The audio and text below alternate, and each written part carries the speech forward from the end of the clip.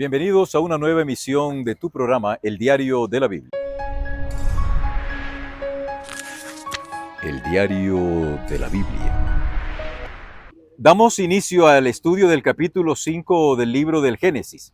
A partir de este capítulo, nosotros vamos a encontrar lo que se conoce en la Biblia como el estudio de las Toledot o de las generaciones. En el versículo 1, apreciados muchachos, vamos a encontrar que se dice que Dios creó al hombre a semejanza de Dios lo creó. Es muy curioso que en el versículo 2 se presenta que el hombre es hombre más mujer.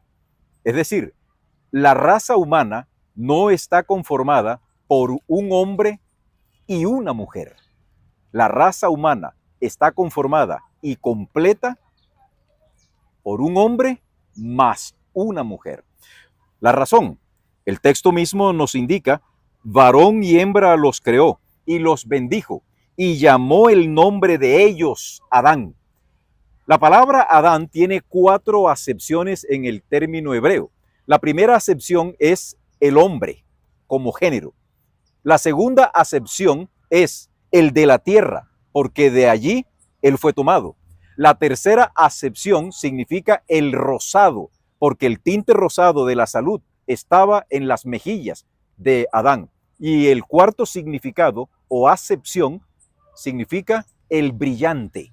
La razón, Adán estaba cubierto junto con Eva con la luz de la gloria de Dios. Por ello se dice de que Dios los llamó a los dos Adán, es decir, la raza humana está formado por un hombre más una mujer. Sin el concurso de uno de los dos, no habría ser humano. Esto es lo que nos quiere presentar el autor. El día en que el hombre, o sea, la raza humana, fue creada, Dios a los dos los llamó hombre. Pasan 130 años desde que Adán peca, y a los 130 años del pecado de Adán, Eva concibe otro hijo.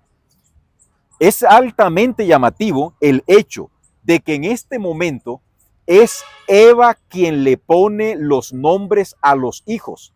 Si vamos al capítulo 4, encontramos que Eva le puso el nombre a Caín. Luego le pone el nombre a Abel. Y acá vuelve a ponerle el nombre a Set.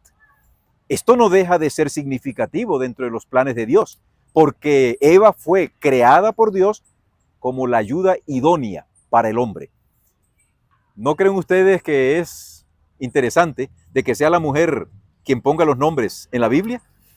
Que sea ella, porque en última instancia, ¿quién es la que lleva el fruto en el vientre? Pues la mujer. A partir del versículo 4 dice, y fueron los días de Adán después que engendró a Set 800 años y engendró hijos e hijas. Algunos han preguntado, no sé si te lo han preguntado a ti también, Raúl, y por cierto quiero decirles a quienes nos están viendo en esta emisión que me encuentro con uno de los grupos más queridos para mí, que es el grupo del primer semestre de teología. Ellos son nuestros futuros pastores aquí en Colombia y en otros lugares del mundo. Tengo a Raúl y a cada uno le estaré preguntando algo. Tal vez no me acuerde de su nombre, pero si yo te señale, dime, pastor, yo me llamo tal. Este es un video muy casual. Así que, apreciados hermanos y amigos, siéntanse que estamos en un aula de clase, pero esta vez nos encontramos en una de las instalaciones naturales de aquí de la Universidad Adventista de Colombia. Los muchachos le han dado a este auditorio, que está al aire libre, el nombre de Los Tronquitos, porque como se habrán dado cuenta, está conformado por una serie de troncos, pero no de madera, sino de cemento. Bien, entonces, mira, Raúl, algunos le pueden preguntar a ustedes, oiga, pastor, porque así preguntan, ¿no? Oiga, pastor, ¿y con quién se casó Caín? Porque la Biblia solo me dice que hasta el capítulo 4 hay 4 personajes, a saber, Adán, Eva, Caín y el difunto Abel. ¿Con quién se casó entonces Caín? Y esa pregunta ha corrido a través de la historia. La respuesta, la Biblia no la dice de manera concreta, pero como el texto bíblico no está escrito dentro de la ilogicidad del ser humano, sino dentro del sentido común, el sentido común nos dice, Juancito, que Adán y Eva tuvieron muchos hijos y muchas hijas, y eventualmente con una de ellas se casó el hermano Caín. Pudo haber sido con una prima, pudo haber sido con una sobrina, con una hermana, hasta, quién sabe, hasta qué generación. Pero Adán y Eva, o por lo menos se dice que Adán vivió en total 930 años. Dato curioso, apreciados amigos y hermanos. Hoy, en este tiempo, nosotros contabilizamos la existencia de nosotros por décadas. ¿Cuántos años tienes tú? 21. Ya estoy llegando a los 30. Ya tengo 40. Ya tengo 50. Me acerco a los 60. Ya pasé la barrera de los 7. Ya estoy en el 8º piso. Pero de allí no más. En cambio, en los tiempos de Adán, la medida del tiempo era el siglo. ¿Cuántos años tienes tú? No, yo tengo 123 años. Apenas. Sí, yo tengo 800. Y mírame cómo estoy. Por la vitalidad que todavía tenían ellos. Esa es una de las grandes verdades que se desprende también del capítulo 5.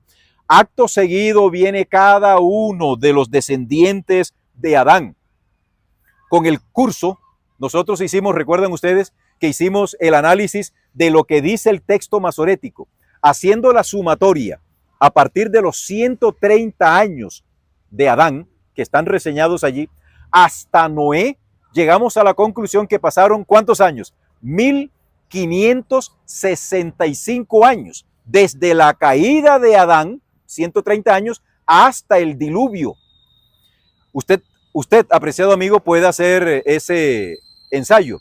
De todas maneras, te va a quedar aquí esta tablita que hemos diseñado con mi querido grupo para que se den cuenta ustedes cómo se lleva la cronología. Y esto es importante para que en un futuro, cuando ustedes encuentren un texto donde se necesite la explicación de los años que vivieron estos patriarcas prediluvianos, ustedes puedan saber que en la antigüedad los hombres vivían muchos más años. Algo que también se desprende del estudio es una clausulita, una palabrita. Versículo 5, y murió. Versículo 8, y murió. Versículo 11, y murió. Versículo 14, y murió. Versículo 17, y murió. Versículo 20, y murió. Casi que podemos hacer el canto, ¿no? Versículo 24, ahí se interrumpe la muerte, porque aparece en escena un descendiente de Jared, que se llamaba Enoc, Enoc. Y Enoc llegó a vivir solamente 365 años, porque dice el texto bíblico que Dios se lo llevó. Anduvo Enoc con Dios y desapareció. Dice, porque Dios lo llevó. ¿A dónde se lo llevó? Hay cuerpos religiosos que dicen que no pudo haber sido trasladado al cielo porque Enoc tenía un cuerpo pecaminoso. Respondemos, no es cierto que los que hayan de ser transportados al cielo van a ir con cuerpo pecaminoso. Enoc fue transformado. ¿Dónde dice eso en la Biblia? En ninguna parte. Pero se supone que todo el que ha de ser ascendido al cielo tiene que ser transformado previamente, porque la Biblia no se va a equivocar. Y la Biblia dice que que carne y sangre no heredarán el reino de los cielos. Eso está bien dicho por parte del apóstol Pedro. Entonces, la realidad del ser humano después del pecado es que no se ha escapado ninguno de morir. Tú, Joel, tienes el rótulo en la frente y morirás. Yo tengo el rótulo en la frente y morirá. El día en que yo entregue el equipo, el día en que yo cuelgue la toalla, el día en que yo tire los guantes, ese día no se dirá y morirá, sino y murió.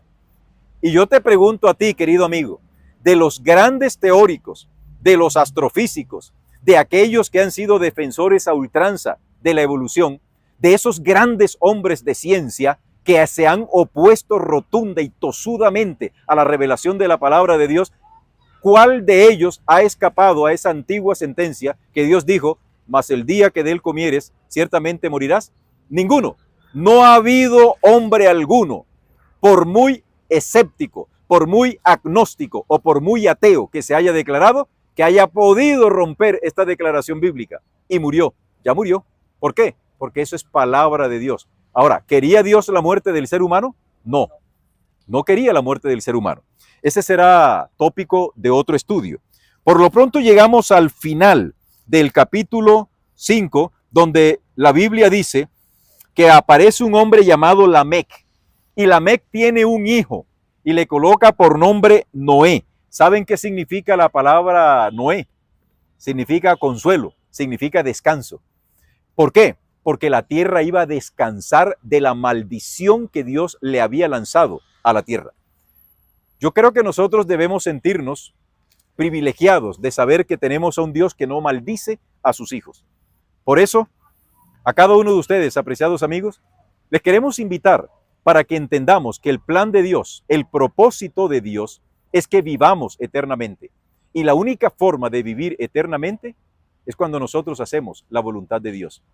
Quiero permitirle a nuestro camarógrafo, a mi querido Alex, si nos puede tomar un video rápido de los rostros de cada uno de mis muchachos.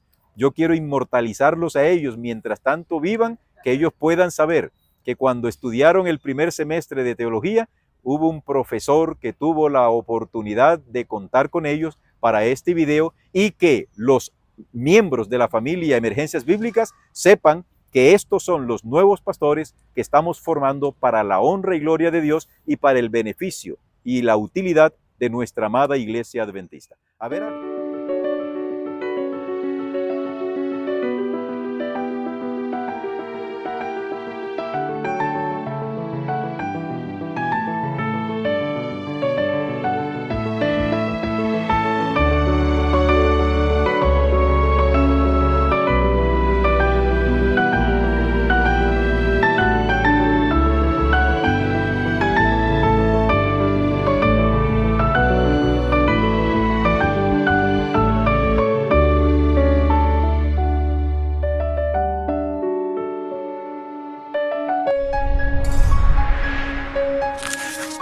El diario de la Biblia.